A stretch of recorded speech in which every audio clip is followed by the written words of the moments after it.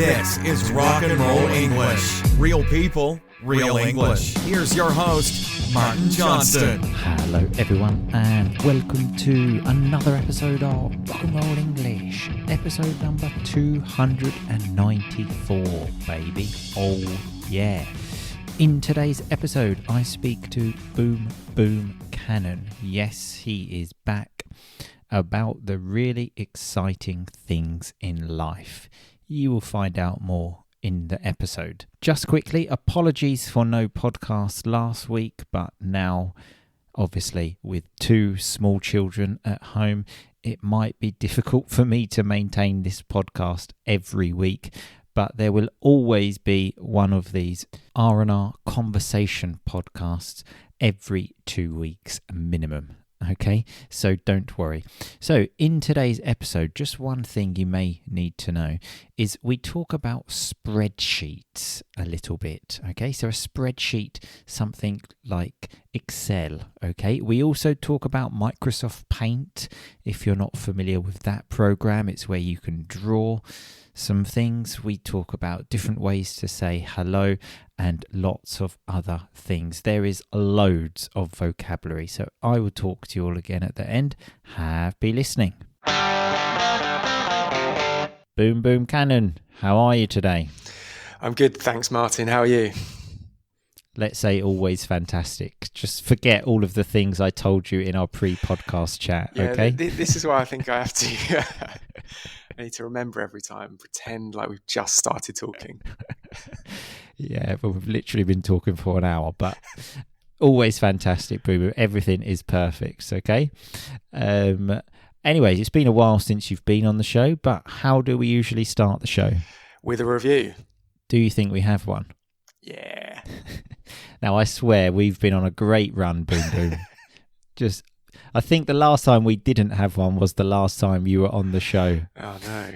So, unfortunately, the answer to that question is no. So, this is a plea to everyone to please leave a review. Okay, so next time Boom's on the show, we can make him happy and read a review. Okay, so on to today's show, Boom. Now, as I told you in our pre-podcast chat, there's not much, let's say, excitement in my life at the moment, okay?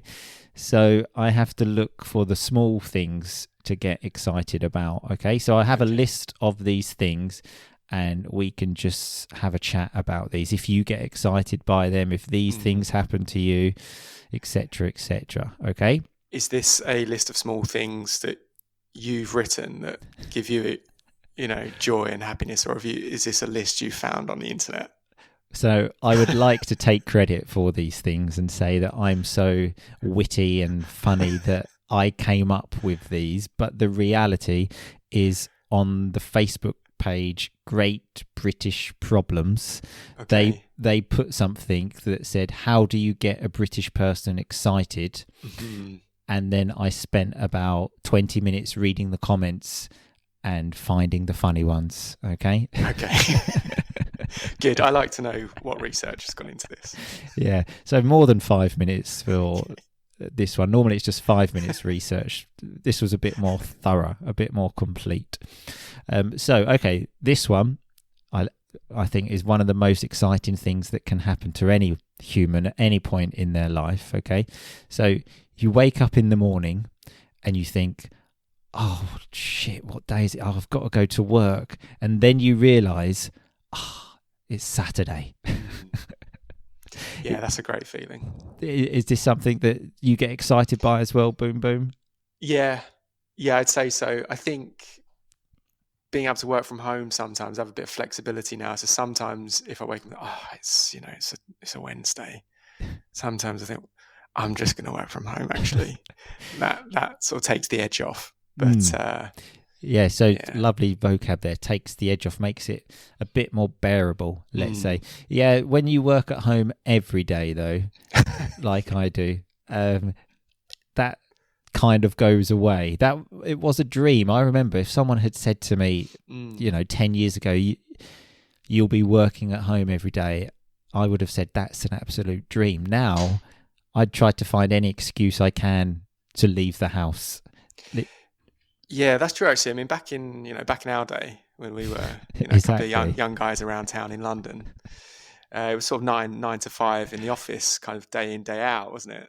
Exactly. So yeah. Whereas now, now I have the choice most days where to work from. Yeah. Um, I even sometimes just take my computer and go to my mum's house, even though no one's there, mm. just to get out of the madhouse. Do you kind of pretend you're in an office, like create some other Exactly. office characters, head to the kitchen, make some small talk with yourself? That's it. I honestly would love someone just to chat to, at the coffee machine kind of thing. I like on the way to my mum's cycling, I just like stop people and just have a chat with them, just to make me feel. How's your weekend? I don't know you. Stop talking to me. Just to make me feel like a normal person again, but never mind. So a similar one though to this is when you wake up in the middle of the night and you think, what time is it? Check your phone, because there's nothing worse when you wake up and it's like, I don't know, 6:45 and the alarm goes off at 7.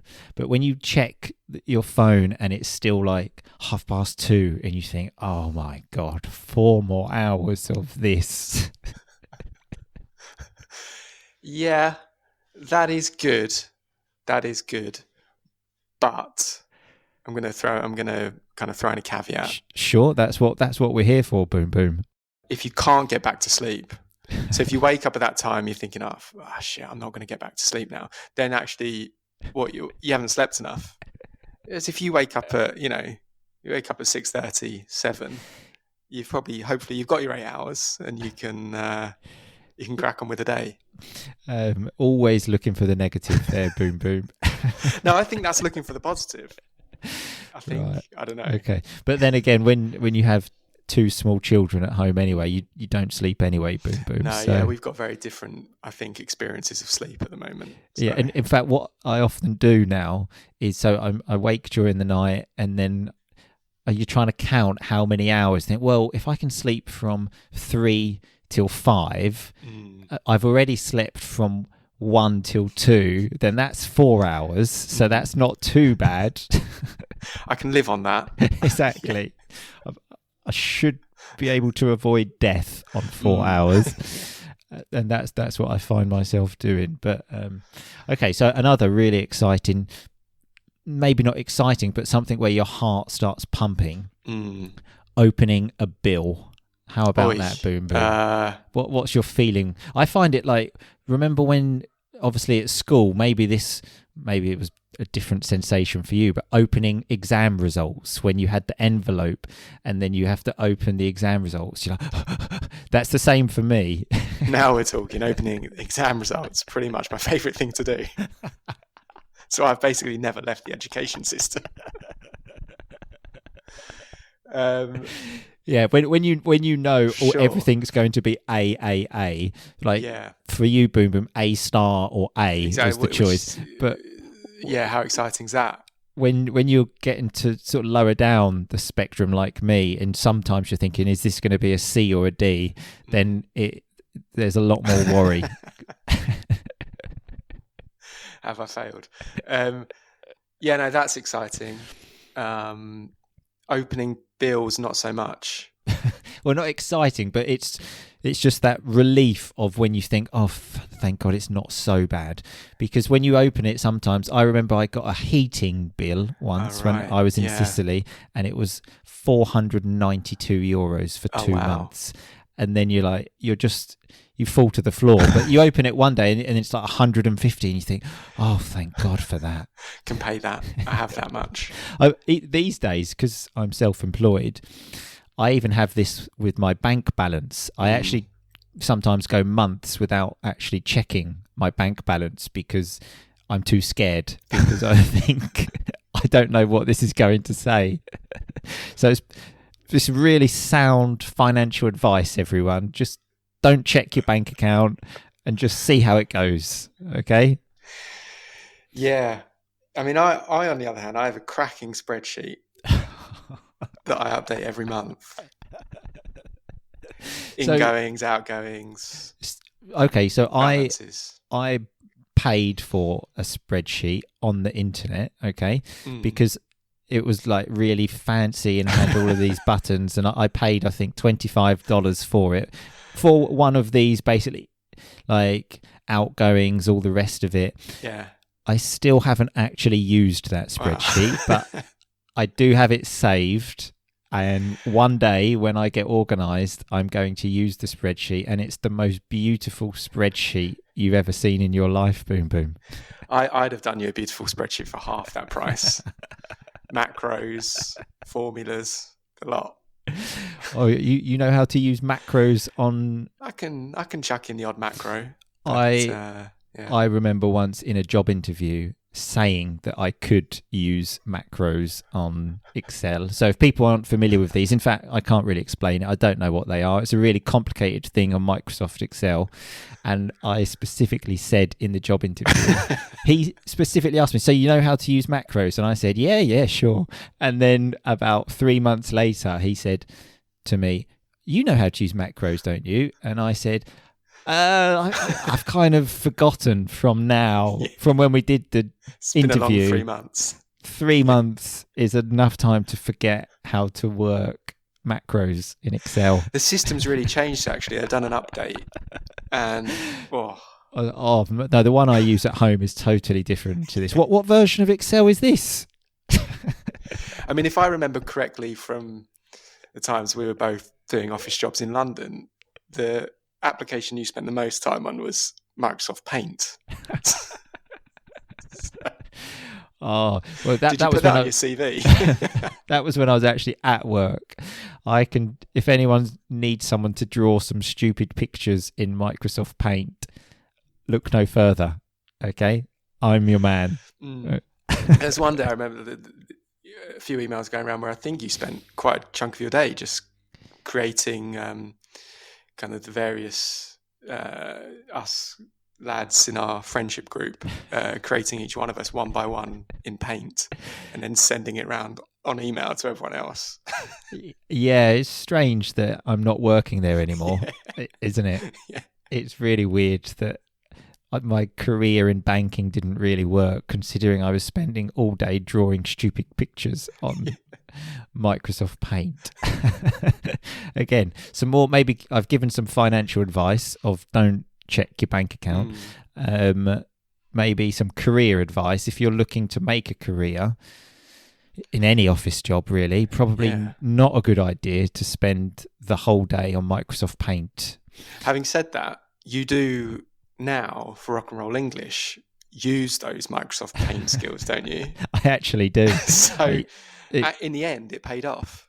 Exactly. Okay. That's some more career advice. You never know where these things will take you. So just do what you enjoy. Just do what you want rather than what you're getting paid to do. And who knows, maybe one day that actually will be what you do get paid to do. Exactly. Okay, so some real sound career advice there as well. Here's one, Boom Boom. Something, again, that could get your heart pumping. Getting a call from an unknown number. What are you one of those people that are excited by this, or think, it's an unknown number, I'm not answering that? Yeah, just don't answer. Don't answer. Unknown number, no. See, for me, again, I just enjoy small talk with people these days. So I'm happy as Larry to talk to people. Yeah. I mentioned on a podcast recently how I ended up having a chat with someone about life insurance for a long time, and that was a great chat. But anyone that's willing to talk to me these days. So they phoned to sell you life insurance? Oh, actually, I think I clicked on a link and then they phoned immediately. But normally I would try and end the call immediately, but in the past anyway. But I was just so happy to talk to another human that... Did you take out the life insurance in the end, or...? Didn't. So probably less enjoyable for the person on the other end of the phone then, maybe. I even said, look, I've got no interest in buying this, so I just want to have a chat. Again, how was your weekend? Let's not talk about my life. Let's talk about your life. Let's just get to know each other. Yeah. Come on. Take it one step at a time. But on this unknown number thing, when I moved back to the UK and got a UK number, I called Corporal Coma on a Sunday from a number, obviously, that he didn't have saved in his phone. And he answered the phone with, obviously, Corporal Coma's name being Lee. And he said, "Lee speaking." And I immediately just said, "You're a wanker, Coma." I didn't know people actually kind of answered phones that way in real life. That's what I thought. If I get a call from an unknown number, my hello is a bit different. It will be more of a hello. That's like, I don't know you, hello. Yeah, I think it would be more of a, for me, it would be hello. What do you think? What the fuck are you doing calling me? I mean, I'm not even answering, so. But definitely no way would I go for Russell speaking. Exactly. So I had no choice but to call him a wanker. Did Corporal Comer also put on his deep voice that he likes to put on when he's ordering at bars or speaking to school teachers? He did used to do that when we were like 15. I'm not sure he still does that, but it's great to think that he does. I think he does. Yeah, his voice may have actually broken now as well. So when your voice breaks, it's when you get an adult voice, let's say. But okay, so this one, maybe not. You're maybe not the best person to ask for this, Boom Boom, for your limited driving experience, but maybe you've been in a car. The light is amber, so between obviously, green and it's going to red. It's amber. When you put your foot on that pedal to go through it, my God, Boom Boom, that is living life on the edge, living life to its absolute full. There's no better feeling of like, I made it. But then there's the worry of, or was that red? Am I going to get a speeding ticket, whatever you call it? Yeah, I mean, I can relate from doing that on my bike. On your bike, wow. Oh yeah, yeah. If you I hit that amber light on my two wheels, then well, I think this is the difference. I mean, I just pay absolutely zero attention to traffic lights on a bike. For me, it doesn't count if you're on a bike. I think yeah, I see where you're coming from, but yeah, I'm a stickler for the rules. You know that. Yeah. So obviously, I mean, I was on my bike mostly in Italy, and I must admit, there bicycles, not many people go with the traffic light. So I was just doing what I was just trying to fit in, I suppose, to blend in. But I do remember being on my bike in London once and looking around. This was on a Sunday. There was not a car in sight. I'm waiting at this traffic light thinking, this is a fucking joke. What am I doing? So I just then started going. And honestly, within 2 seconds, wow, really? Literally got pulled over by the police. Oh, that's bad luck. But this police car, I don't know where it came from, because I looked around, there was no one there. I go through the red light and then immediately, but just in the end, just a talking to, as they say. Yeah, it's lucky. I mean, I do remember my cycling experience with you in Palermo, and that was very different in terms of people paying attention to the rules of the road compared to me cycling here in Sweden. I do actually remember you saying at some point something about rules, and I was like, fuck the rules, man, fuck the rule book, just follow me.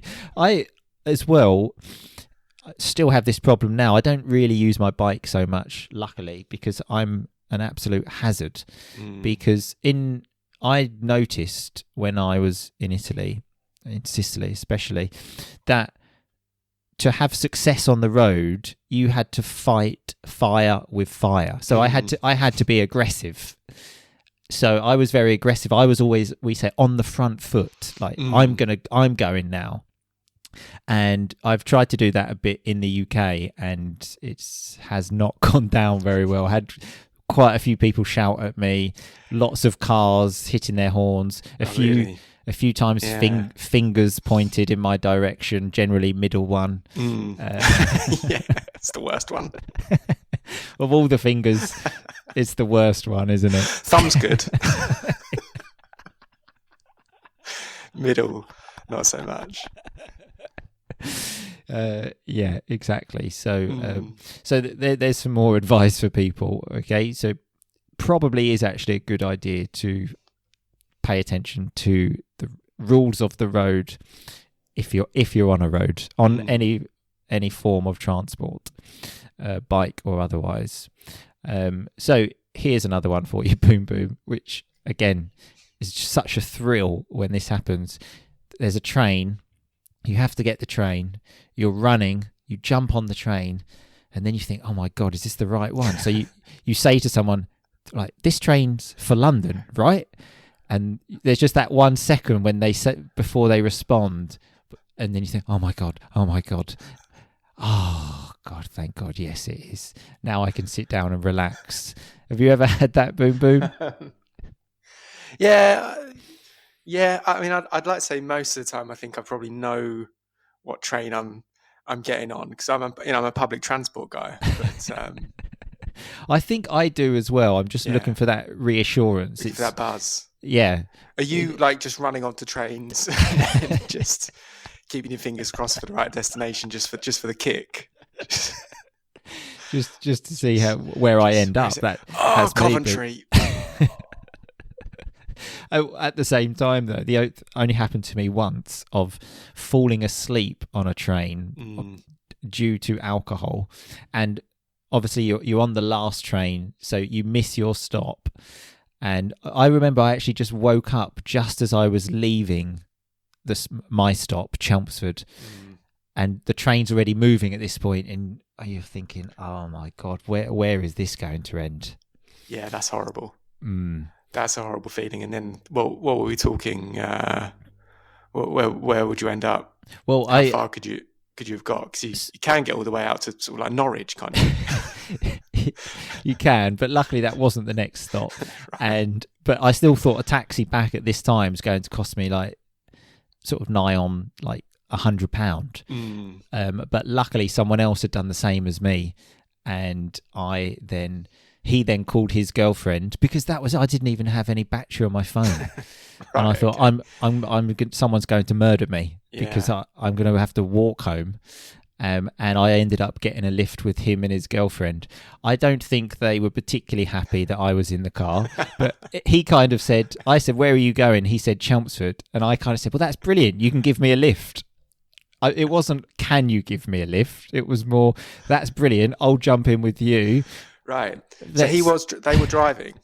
No, he called his girlfriend to come. Right. So at 2 o'clock in the morning or whatever it was. Oh, they definitely were less happy. Because when you first said that, I thought it was like let's split the taxi kind of situation. So, okay, everyone's a winner. Oh, no, in that case, they've got absolutely no advantage from you being in that car. Well, they had great conversation with me, boom, boom. So... Yeah, I can imagine. Well, I think when I got out, I think as well, I wasn't even like, just drop me anywhere. I was like, well, if you can just drop me like as close to my house as possible, that would be great. I kind of got out of the car. I was like, well, do you want to exchange numbers? Yeah. Should we meet up? Do this again?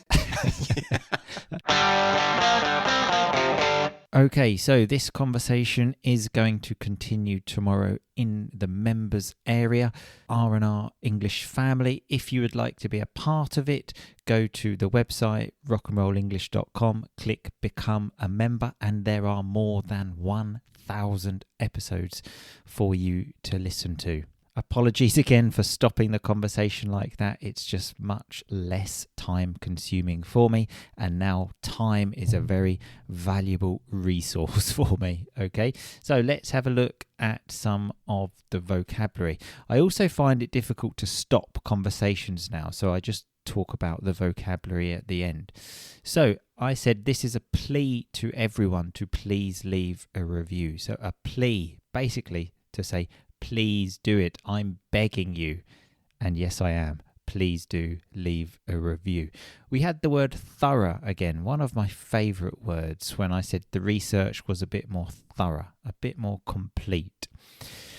Boom Boom said working from home takes the edge off a bit. So if something takes the edge off, it makes it less intense, let's say.